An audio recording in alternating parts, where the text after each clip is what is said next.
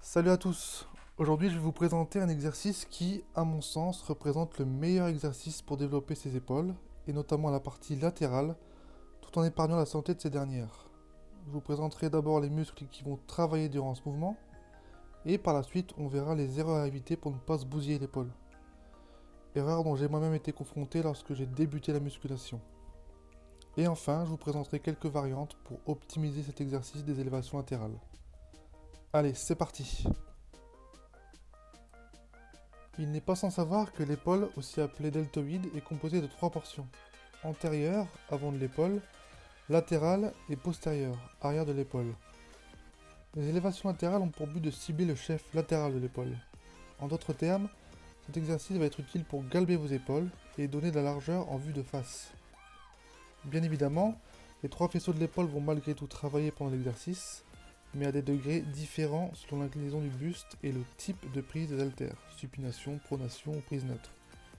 Nous verrons ça dans la partie optimisation de cette vidéo.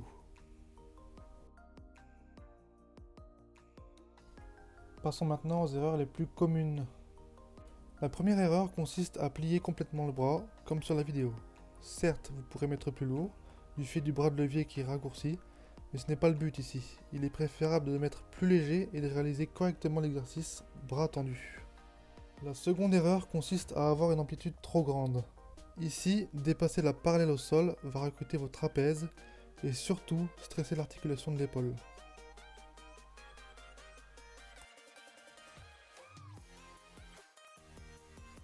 Erreur très courante également, faire un haussement d'épaule pendant vos élévations.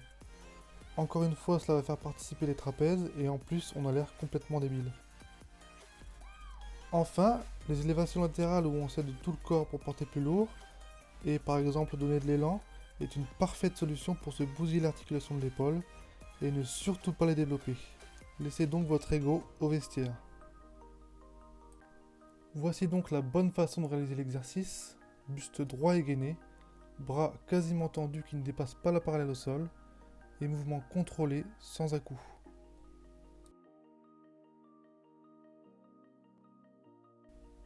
Afin d'optimiser la réalisation de l'exercice, je voulais également vous partager quelques autres petites astuces, notamment sur la nature de la prise.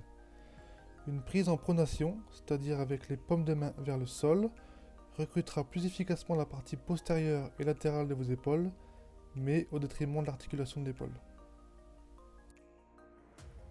A contrario, une prise en supination, c'est-à-dire avec les paumes de main dirigées vers le ciel, favorisera le travail de la partie antérieure et latérale en soulageant vos épaules.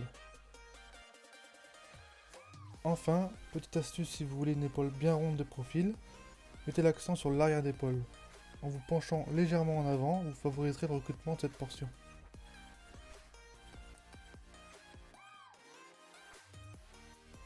Allez maintenant, à toi de jouer, tu as tous les outils pour te forger de bonnes épaules, et n'hésite pas à me dire en commentaire si tu veux d'autres vidéos techniques de ce genre. À la prochaine!